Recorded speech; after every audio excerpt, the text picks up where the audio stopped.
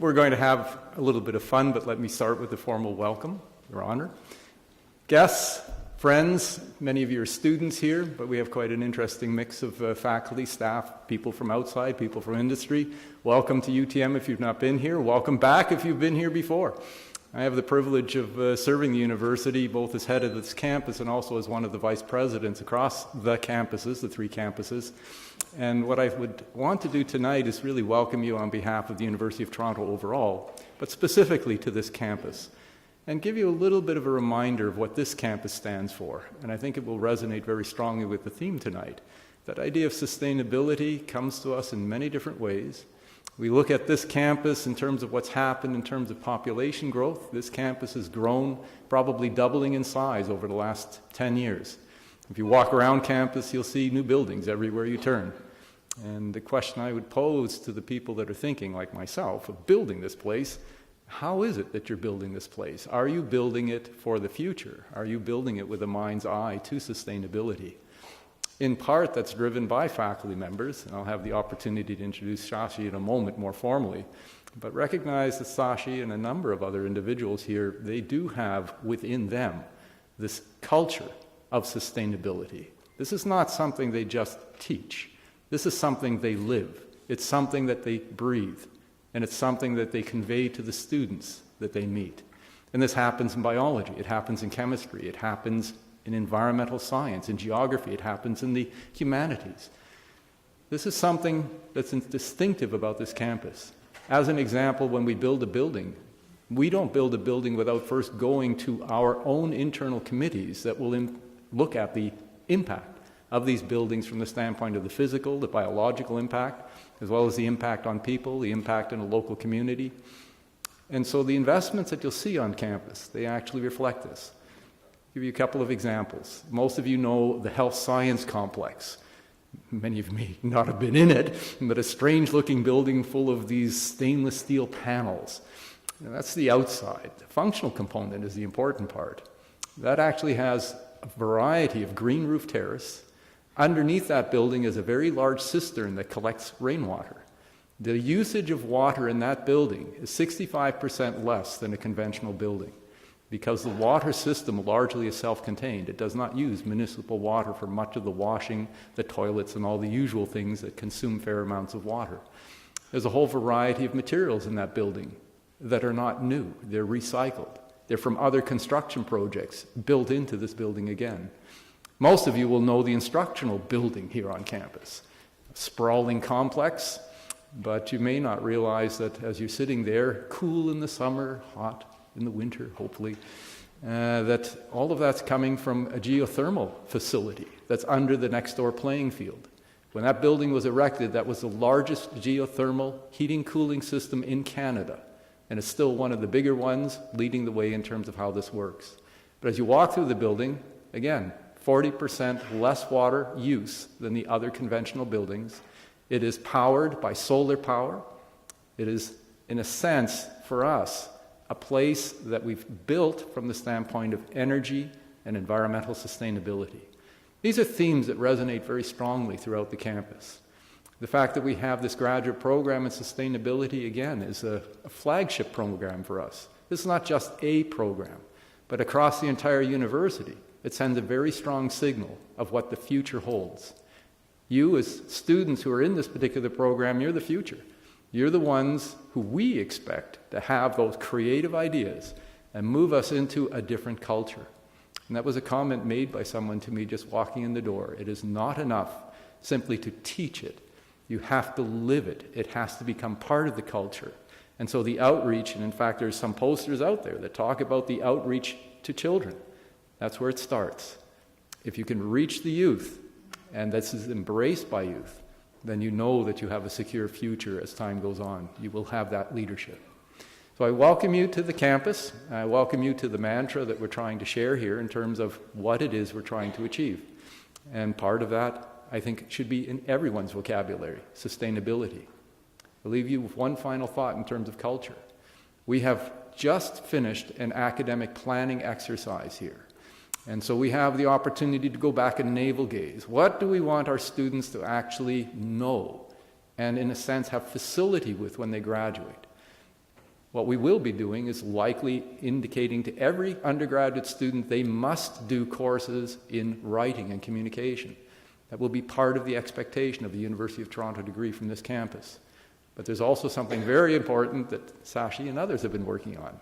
There is going to be a new set of programs in sustainability specifically, learning from what has been done at the graduate level program and bringing that to the undergraduate level program so it becomes part of the culture of every student graduating from this campus. I think we're going in a good direction. With that, because I've mentioned Sashi a few times here, let me introduce him a little bit more formally. You'll notice he's wearing something on his lapel, the Order of Ontario. Again, as was talked about just while we were waiting for the car to arrive, this is probably something more difficult to achieve than even the Order of Canada, if you look at the number that are given out. This is for a very significant accomplishment, and Shashi is a very accomplished individual. He is with the Faculty of Forestry as a professor, has been for many years, active researcher, well over 100 publications, many books published, but also recognized now for all this activity, really international activity, for leading things such as the thought process of sustainability, working in think tanks that deal with that, creating the program here as a homegrown program, which, as I say, is one of the flagship programs in the Institute for Management and Innovation. Sashi has done some pretty spectacular things, and I think you'll find him to be particularly personable, really emotional about the idea of sustainability in all its forms. Shashi, please. Good evening. Welcome to UTM, and welcome to IME, and welcome to MScSM Program. And finally, welcome to our Sustainability Leaders Series, which we started 3 years back. This is the 4th one. And as Uli said, when I got the Order of Ontario, and I met Her Honor, and I just requested her to come and address our student here, and she was all positive for that. And so we will say thank you again, but first of all, thank you for coming here. And Her Honor was appointed as the Ontario's Lieutenant Governor in 2014. But before that, she has been a champion for sustainability, which you may not see directly, but she was the executive director of UNEP in 1992, I think, if not first, but that UNEP, as you know, is a United Nations environmental program, and which is the championing the sustainability all around the world. But Her Honor started her career as a teacher and a university lecturer. That is the another relationship of Her Honor to the today's event.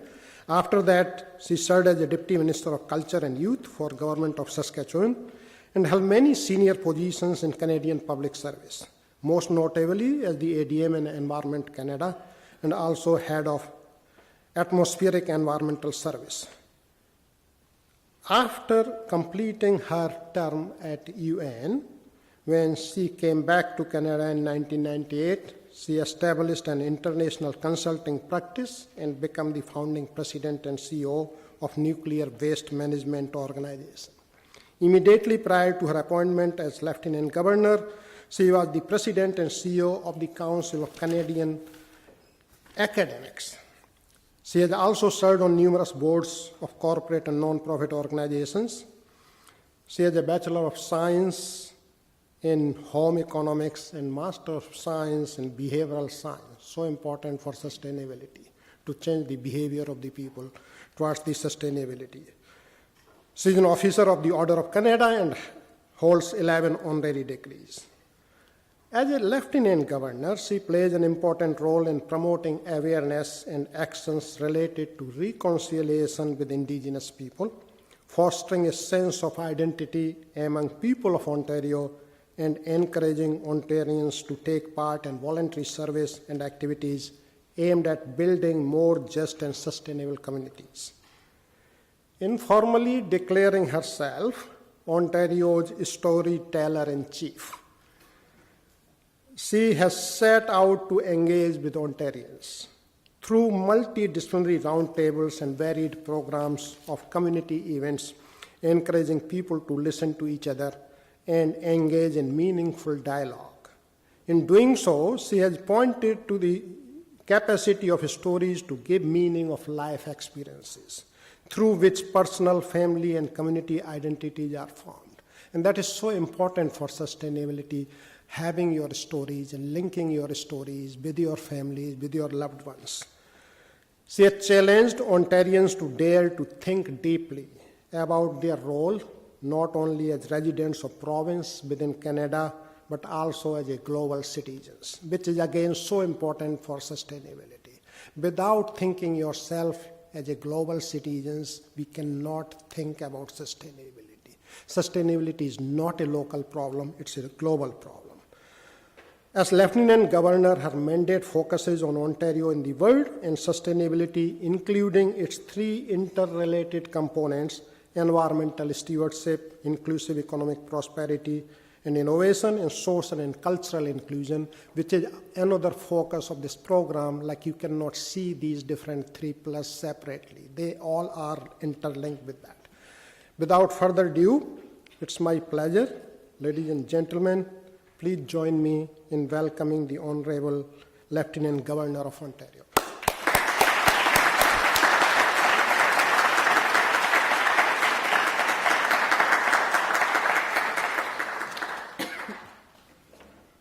Thank you very much, and hello everyone.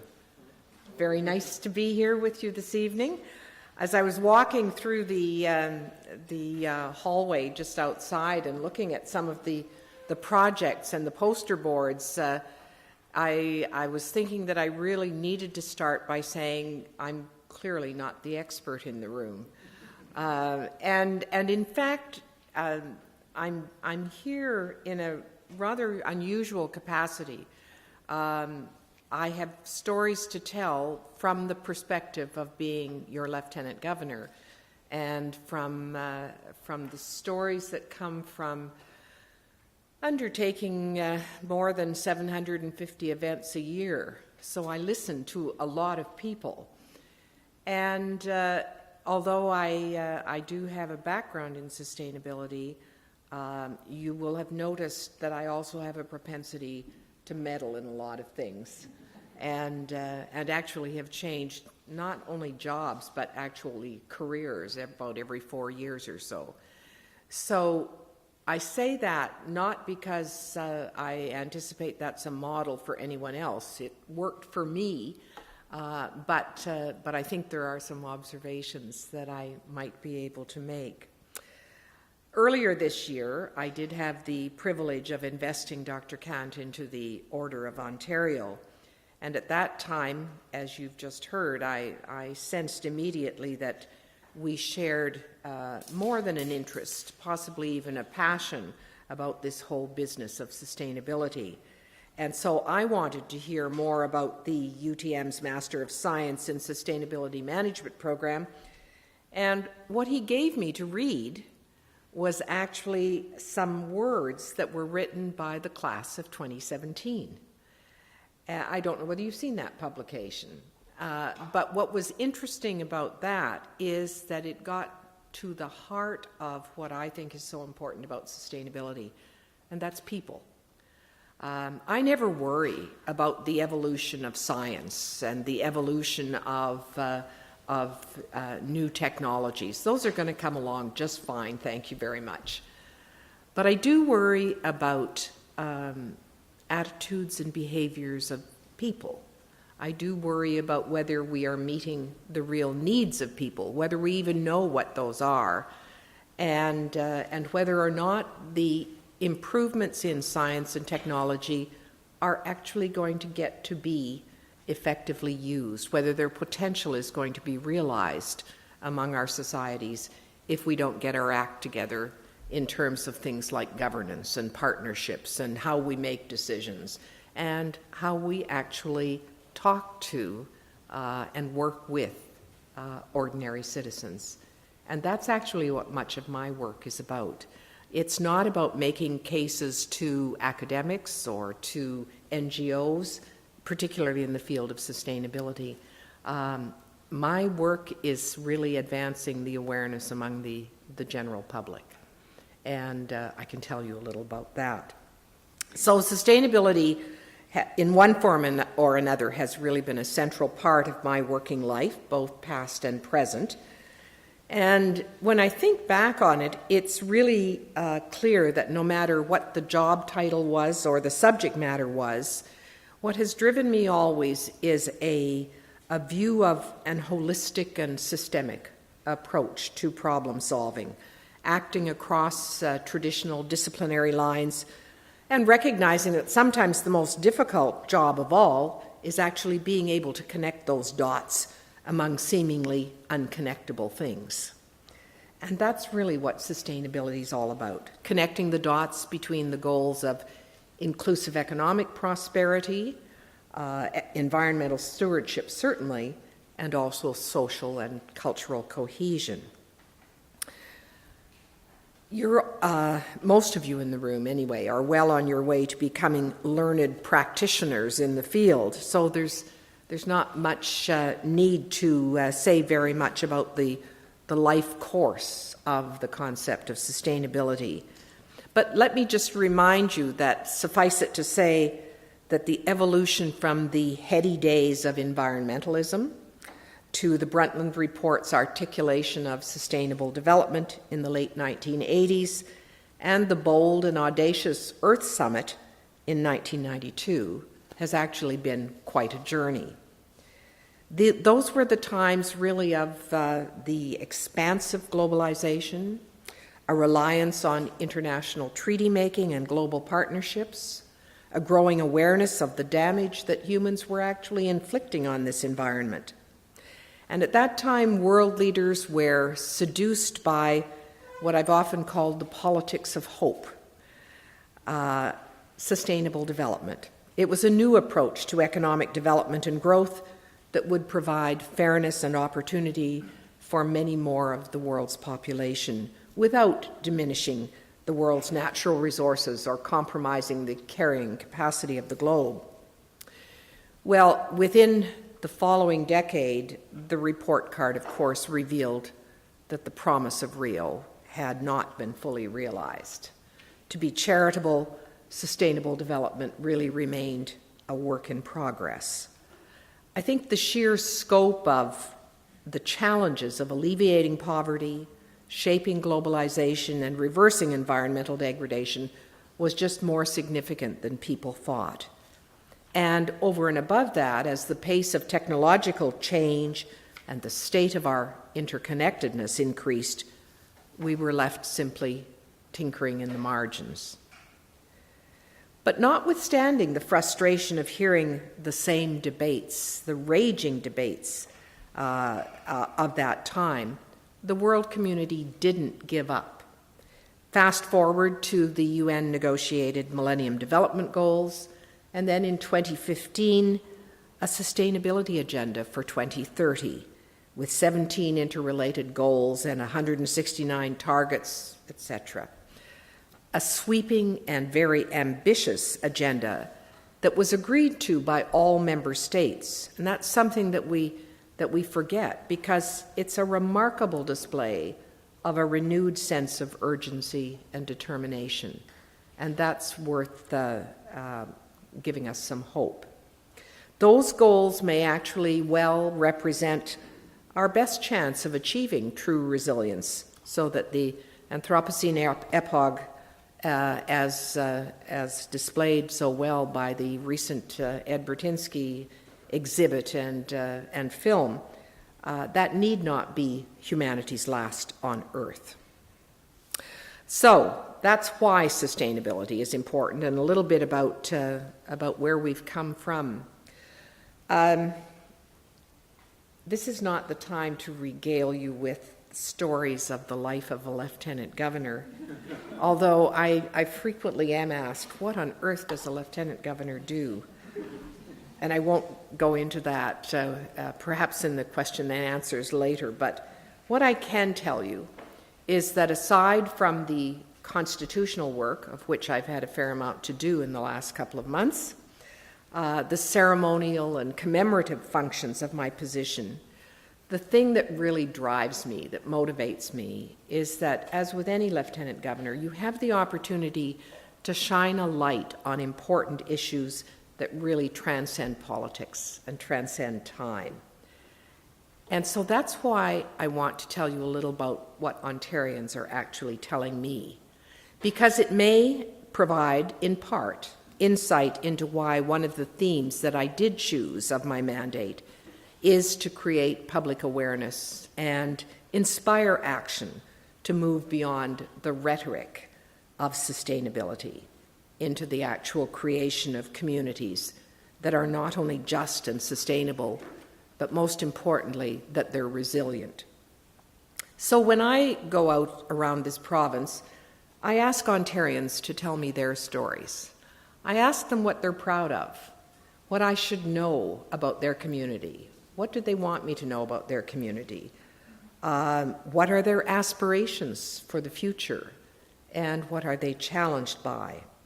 And some of those stories are very funny, and some of them are sad and poignant.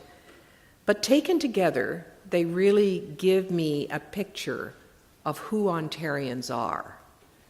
When I first started, I used to ask people who came to the suite to tell me, how could they describe an Ontarian? How would I know an Ontarian?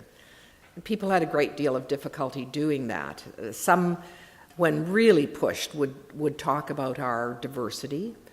Others would say, well, we've really never distinguished ourselves as Ontarians from being Canadians because we were there right at the start and we created this country with others. But that was their view or their explanation as to why they really didn't think of themselves as Ontarians. I had a notion that for me the most iconic thing about this province was actually the Great Lakes. Something you can see from space, something everybody knows, something that touches everybody. So we put together an art exhibit on the Great Lakes, a contemporary art exhibit on the Great Lakes, and it told the economic story and the social story and the environmental story. And I can tell you for the time that exhibit was up, and we called it Identity, and for the entire time that exhibit was up, virtually every time there was an event in the suite, people would come rushing over saying, Your Honor, I just want to tell you my Great Lakes story. And everybody had a story to tell, which proved my point, I thought, that in fact that was an iconic part of who Ontarians really were. But take a look just at this city, for example. During Canada 150, one of our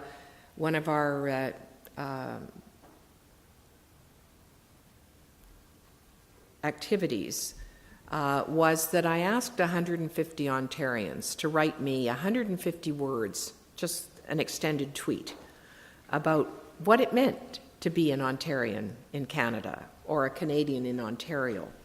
And some of these people were names you would recognize. Some of them were just the man I met on the street in Thunder Bay. And again, when you look at that story, those vignettes, you really get a sense of Ontario. One of those young women, who's now a commerce student at the University of Ottawa, actually grew up here in Mississauga. And here's in part what she said. For me, her name is Anisha Mendez, by the way, in case anybody happens to know her. Mississauga's so small, you know, should be able to know her on the street. She said, For me, Ontario's a place people dream of calling home. My brothers and I are blessed that our parents chose to raise us in a welcoming, dynamic, and thoughtful community like Mississauga. My city best captures the spirit of Ontario's resilient past and promising future.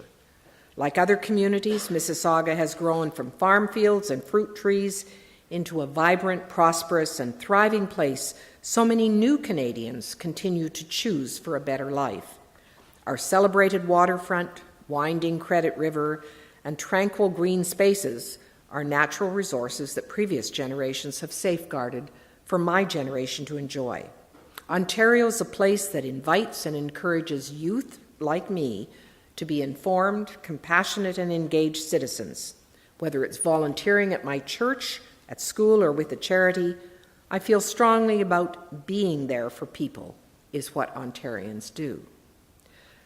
Now, clearly, her story offers one very complementary viewpoint on this city, from which we can see just how vibrant and diverse and successful a place it really is. And yet, I'm sure if I asked her today, she would tell you that there's work to be done here, as there is in any city. According to the 2018 edition of the Community Foundation of Mississauga's publication, Vital Signs, which just came out, nearly 15% of this city's population lives on low income. Mississauga's unemployment rate is high for Ontario and for Canada. And food banks in Mississauga are being used more than ever, with a 10% increase between 2016 and 2017. I don't comment on that to point fingers at any particular community, but just to say that, that we often don't see the signs that are immediately around us. And so as I crisscross the province, people would ask me a variety of questions, and I think those questions are all about sustainability. They may not use that word, but I think taken together that's what they mean. So I hear people say, will my son have to leave home to find a job? And will it be dignified work? Are genetically modified organisms safe to eat? What will it take to ensure that Indigenous children in the North have an education and clean drinking water? Why do we need to have food banks? We're an agriculturally rich region. What strategies will we employ to deal with hidden poverty, homelessness, couch surfing? How are we going to ensure a quality of life for senior citizens who are increasing in our communities? Can we ever find environmentally friendly energy options that are affordable?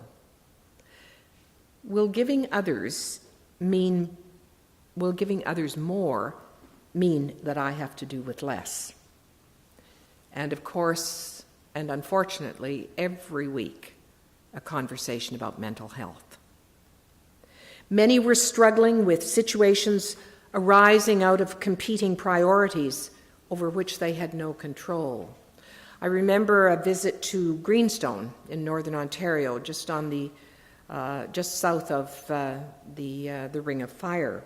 There's a new mine being built there, and one would think that for a town that for decades has been impacted by the disappearance of industry, the impending influx of employment and investment would be wonderful news. Except that when I spent the evening with the local Women's Association, I was shocked that their greatest concern was not about the problems that they have with various forms of addiction. Their problem was about human trafficking. They feared, they'd seen signs of it already, and feared what would happen when a mine of 900 men without their families would bring to their community. And I thought, we live in a civilized country and certainly a civilized province, and we're worrying about things like human trafficking. That should raise some warning signals. And I think that only the kind of thinking, certainly policy thinking, that is encouraged by the SDGs, the holistic kind of thinking, is a way in which we get at those problems. The strategy that considers as many perspectives as possible, and one that emerges from cooperation and collaboration. So as I was saying, there's no doubt in my mind at all that although many Ontarians may not use the word sustainability, they actually are drawn to the concept of it and the desire for resilience. They want a world in which prosperity is realized fairly by all, where no one feels left out or left behind, and where the environment thrives under our mutual care. They know intrinsically the kind of future that we all want, but they're just not sure how to get there. And they know most of all that change is going to be inevitable. Geopolitical shifts, of which we've seen plenty, environmental change, and certainly fast-paced exponential technological change. So we do seek resilience, and that's something not only common to Ontario, but to much of the rest of the world. I believe that the SDGs are not so important for the individual goal that they speak of, but rather for the framework, for direction for Ontarians, so that they can achieve something they know deep down must be done. And so it was very easy for me then, after the first part of my mandate, when I had a chance to listen to Ontarians, to see that the notion of sustainability would resonate very much with them as a theme.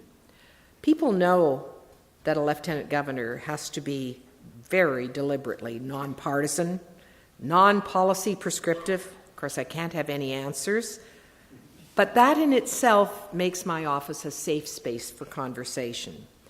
And so I have in particular looked to convene people in dialogue about the SDGs, as well as what is our responsibility as Ontarians to contribute to the rest of the world and to learn about the rest of the world. So we've had a number of salons. I invite 18 or 20 people over for dinner, and we talk about one part of sustainability. Just a couple of weeks ago, we had a wonderful evening of 3 hours with some young students and professors in architecture, and talking about if we took a design approach to sustainability, what would be different? What kind of results would we achieve? A design approach that isn't just talking about products but is also talking about processes. And it was a fascinating conversation. So we've met with organizations associated with the UN. We've met with members of the financial services community talking about climate action. We've met with Indigenous architects and, of course, with women in science as well. And those salons are going to continue throughout the course of the year, and some of them lead to their own initiatives, and others lead to connections they make with other people and things they will then do that can further the goal of sustainability. From those kinds of conversations, I'd make 3 quick observations, and I'll be interested to know whether in fact you yourselves as students have made those observations. When I look at the work that you've done, I wouldn't be surprised if that were not the case. The first observation is that although they may be attuned to the worldview of sustainability, most Ontarians, other than NGOs and people in the academic community, are simply unaware or vaguely aware of what they are, of what it really means. And that's one of the reasons why we do funny little mischievous things like always put an SDG hashtag on every event I go to, if I can possibly make any connection. And we also have the SDG blocks, one for each of the goals, and they magically appear on the mantle on the fireplace in the office. And so when I'm making opening remarks for a bravery or a citizenship ceremony or whatever, there's always one of these on the back, and people come up and say, "And what on earth is that?" And I'll say, "So glad you asked," and then able to tell. We do a lot of things like that. It's also why we've just recently hosted an art exhibition on the subject of sustainability. Art from the Canada Council Art Bank, curated by the wonderful designer Bruce Mao. You may remember him from Massive Change, the exhibit in the book that he did several years ago.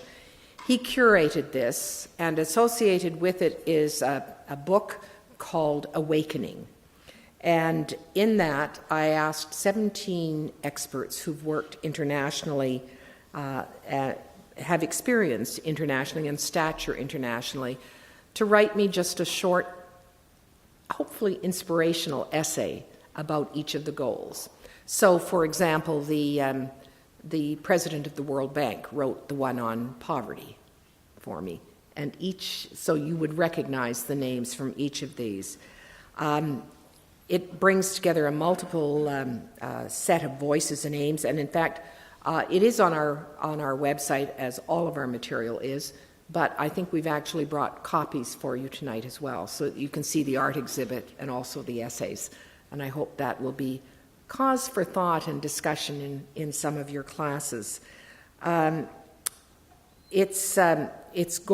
hope is that in 2019, I will then be able to, on the basis of all of this, point to the stories of Ontarians, institutions and individuals whose paths I have crossed, who are either who understand sustainability and who are actually trying to live sustainably in this province. So it'll take it from the global agenda to the local agenda. My second observation is that there's an assumption, I think, that because it was the United Nations that spearheaded the SDGs, that they're primarily focused on the developing world. And yet, we know that we have to be accountable. In fact, there is this magic report card that's going to appear, and I keep asking people what contribution they think Ontario will have made. Canada's own voluntary national review, which was tabled at the UN in July, just makes clear the challenge that we face here at home. The review reiterates the devastating effects of inequality, particularly underlining the vulnerability felt by particular groups and communities, among them women, immigrants, and Indigenous people. And the bottom line, 3.7 million Canadians struggle to meet their basic needs. So, the SDGs matter here in Ontario as much as they do in the rest of the world, and I think we have to take a hard look in the mirror as we see where we really fit. The third observation I'd make is that people tend to find it easiest to focus on the well-known environmental goals: biodiversity, water, climate change. In fact, for many, it's still clear that sustainability is a synonym for environmental stewardship. And of course, it isn't. So there is the ones I think that are much more difficult to get at, the cross-cutting ones, are I think the ones that are very much a part of your program here. And if there's anything I can do today, it is to encourage and validate the kinds of things that you're actually trying to work on. The issues of education, empowerment, financing, partnerships, and governance require harder work than dealing with the rather simplistic approaches to biodiversity and even climate change. I'm not allowed to provide specific policy prescriptions, but let me just very quickly point to 5 or 6 individuals or projects that are going on in this province. You may have heard of some of them, and I do so, of course, not belittling in any way all of the work that you're doing, because one of the things as storyteller is that you can be sure that whatever event I'm doing tomorrow, I'll be talking about what I heard today. And that's how it works around the province. But I think of Autumn Pelche. I don't know whether you've ever heard of her. 13-year-old woman from Wigwamacom First Nation on Manitoulin Island. She spoke eloquently and passionately before the United Nations General Assembly in New York about the need to defend water. And she had those decision makers just eating out of her hand at 13 years old. What it said to me was that unwavering commitment and inner strength of a young person to take a message across borders is something that all of our schools, both secondary schools and certainly colleges and universities, should be empowering people to be able to do that, to speak their voice. Outside the classroom, I am seeing and participating in the power of experiential learning, and I'm so delighted to hear about the kind of internship programs that you do here. I have been through aqua hacking events to clean up Lake Erie, Waterlution's leadership training with students from all over the globe, many of those kinds of events, particularly during the summertime. There's an impressive partnership between the Aga Khan Museum, a master photographer from Los Angeles, formed a partnership with them and with Learning for a Sustainable Future. And there's a wonderful poster. One of your students is actually talking about learning for a sustainable future.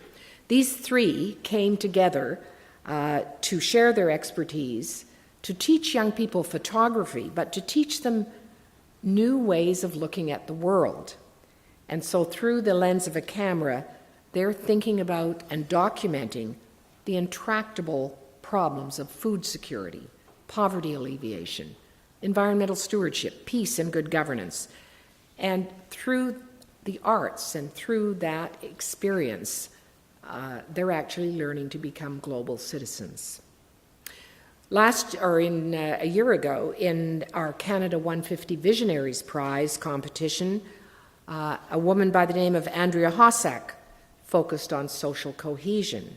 She put together an idea to bring together childcare and retirement living in a pastoral setting. And her idea was really to bridge the intergenerational divides by connecting young people and seniors in a place where they could also care for the environment. Have you heard of the innovative Clearwater Farm on the edge of Lake Simcoe?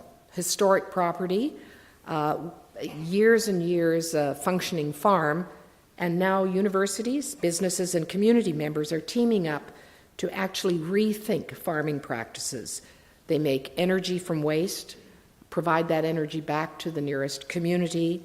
They reduce runoff, starve the weeds that strangle the nearby lake, and most importantly, teach young people about where food comes from. So it's a wonderful project right here close to home. Or a very interesting one, and I must say I was delighted to see one of the posters that talked about a circular economy. We spent some time in the last couple of weeks with the World Ethical Apparel Roundtable Conference, where designers and manufacturers came together to talk about the textile, apparel, fashion industry, which is often assumed to be ephemeral. It's not serious enough. None of us think about it. And yet it is, of course, something that touches each and every one of us. And what most people don't know is that it is the industrial sector that is second only to the oil industry in its impact, in its pollution impact. And so it is worth spending some time thinking about how they can create a circular economy that's going to dramatically change that sector. Those are 6 stories, but there are so many more that I could go on about. But I think the important message for you is that if we are going to bring these examples to scale, then there are some really serious questions for you. One of the questions is that we concentrate a lot on science and technology, but we need to think about the role that the arts play, and as I suggested earlier, the role that behavioral sciences play. You may have seen in this community, if you were here last year, a wonderful exhibit called Morphology, an art exhibit that was done by the Lakeview Water Treatment Plant here in Mississauga, that actually helped ordinary citizens think about why the waterfront was so important, why cleaning up the wetlands was going to be so important for them. Second question, of course, how to best consider the traditional knowledge of Indigenous peoples. I, of course, want to recognize the Indigenous peoples who have been on this land for so long and have stewarded this territory, the environment of this territory. And I do so partly because I think the spirit of kinship that was established between Indigenous people and the Crown, because that's where the treaties were actually signed, is something that we ignore at our peril. I think we have much to learn from that notion of kinship, which is what it's all about, how we actually learn to live together. And in fact, Chief Stacey Laforme, Chief of the Mississaugas of the Credit, says that despite generations of oppression and erasure, the breadth and depth of traditional cultural knowledge is actually essential to any conversation that we might want to have these days about sustainability. Partly because by insisting on inclusion as opposed to integration, Sustainability actually allows us to make room for other cultures, practices, and sets of beliefs. And it allows us to learn from our similarities and from our differences. With an open mind and critical thinking, we actually contextualize ourselves and our own situation with respect to the rest of the world, and we're able to foster respect between communities and cultures. Finally, a third question that I hope you're asking is, how can policy developers and industry innovators actually develop new models, new economic models that are informed by on-the-ground knowledge of those who are going to be affected by the policies and projects? Too often, we take the view that ordinary people, I use that phrase because it's so descriptive to me, aren't the experts. They don't know how they can contribute. All I can tell you is that, first of all, people have a right to be engaged in those issues that are going to affect their lives fundamentally. But not only that, smart operators have understood that by engaging people, not consulting with them, engaging with them, actually people start to take ownership of the technology or the project, and ultimately it ends up just being a better decision. You might consider, as a new generation of sustainability leaders, that no matter how convincing the theory behind a new policy is, legitimacy rarely springs from top-down explanations. The trust and confidence comes from a recognition and respect that citizens do have that right to be engaged. My friend, the late Dr. David Bell, who was chair of Learning for a Sustainable Future, created or spent a lot of his later life working with this organization, Learning for a Sustainable Future, because he felt that empowering young people by putting sustainability at the heart of the education system really posited the direction to the future. He said that education designed to give people the knowledge, skills, and background that enable them to actually practice and promote sustainability is essential to create what you, Mr. President, said, Mr. Principal said, a cultural shift. He said that achieving sustainability isn't just about having measures imposed on people, for instance, to ensure that living wages are paid, emissions are kept under control. We actually need people to understand why such changes might be implemented, and then to advocate and work for the changes themselves. So I think you have a vital responsibility and opportunity to bring about meaningful, positive change. One of the things that I've learned is that a most powerful tool is the tool of storytelling. Because that's where, if you really listen to the stories that people tell, it's the first step to putting yourself in the other's shoes, the first step to developing empathy, to working toward cooperation and collaboration. That is certainly what sustainability needs. No one of you can create any form of sustainability by yourselves. It's just too broad, requiring a much greater depth and breadth of skill and ability. The stories we tell, the obstacles we've faced, the successes that make us proud are all part of, they help define who we are. And as we become more conversant with each other, that empathy and understanding will certainly grow. Let me suggest, however, that the evolution of our understanding of sustainability actually continues, as it must. And perhaps on a somber note, I'm basically an optimistic person. I have a lot of hope. But these are strange and uncertain times. And one of the things that you may not think much about as you look at the 17 goals or you look broadly at sustainability is the last thing I'd like to comment on.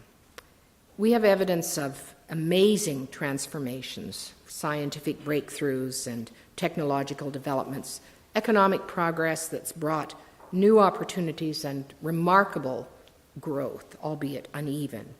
Overall, we are a healthier world. We are a wealthier world. Developments in human rights and the rule of law have actually resulted in greater human solidarity than we knew years ago. And certainly the stories that I've gathered, particularly about the activism and the kindness of young people, should give us hope. But there are real warning signals about our vulnerability. Economic security is certainly not guaranteed. There's a very dark side to social media. Certain cultural identities are being threatened. The complexity of our lives is increasing, as is the temptation to give in to cynicism. And we must be vigilant. Even here in Canada, we must be vigilant. Here and abroad, our cherished democracy appears to be fragile. And I can tell that from our institutions, including the judiciary and the media, which are under strain. Some are starved for resources, or worse, ignored. Others are paralyzed and unable to be socially responsive in a timely manner. And trust and confidence are being eroded in so many sectors.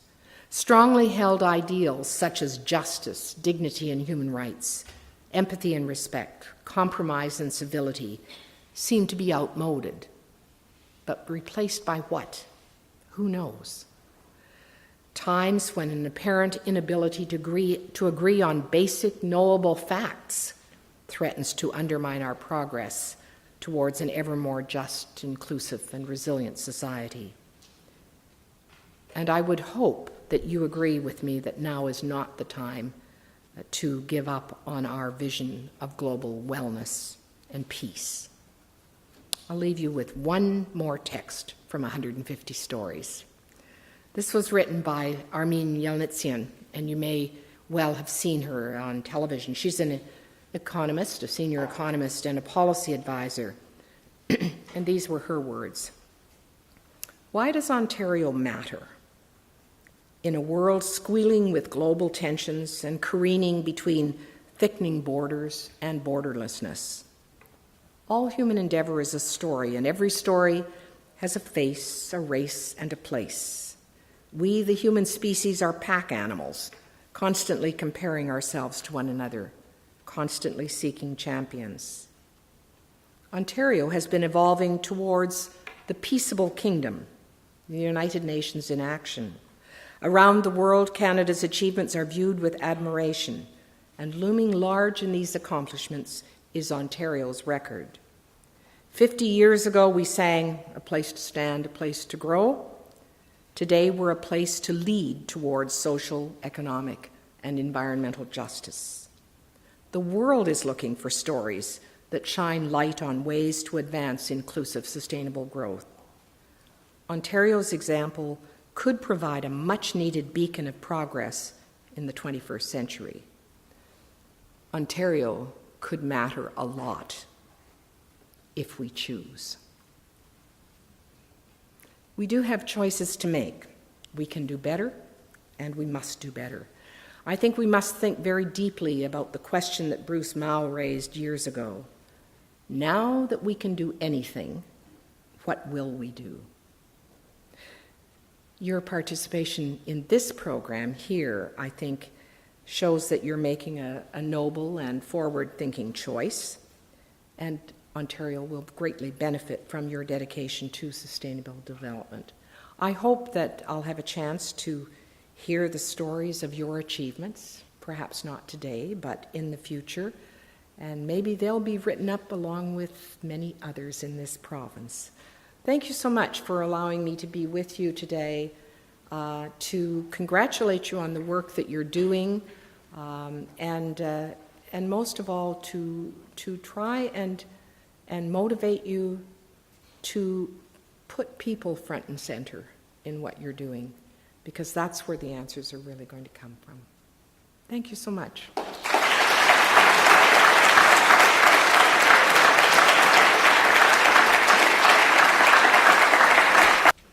a few jokes. I don't know what else. Thank you very much. My name is Stephen Sharper, and I am the acting director of the Masters of Science in Sustainability Management. As you can see, I am acting because the real director is still here. He's not a bot. This is a hologram, actually. Shashi's in Bali right now. This is a projection. But I've been asked to be here in the flesh, and it's a great privilege to thank you, Your Honor, for your words, your witness, and your courage. The words that I heard today were inspiring and challenging. Words like resilience, the focus on people, interconnection, justice, equity, hope. These are all words that filter through our program here in the MScSM program, in IMI, and now increasingly at the University of Toronto. You have brought to us a sense of witness and of courage, which we deeply appreciate. Also, the notion of a safe space where these ideas can be discussed, where civility joins hands with intelligent conversation and challenge. We aspire to such safe spaces here at the University of Toronto, and it is so gratifying for us that you have lent your words and your kind support to our programs here. As mentioned, Her Honor's book, Awakening, is available outside for free. Another gift for which we are grateful. And we also want to thank you for your open heart and kindness, focusing on people at the center of sustainability. When you were speaking, it reminded me of the ancient Greek word oikos, household or home, from which we get the words ecology and economy, that these two are interrelated in our home, where we as people live. You reminded me that a mind is like a parachute. It only works when it's open.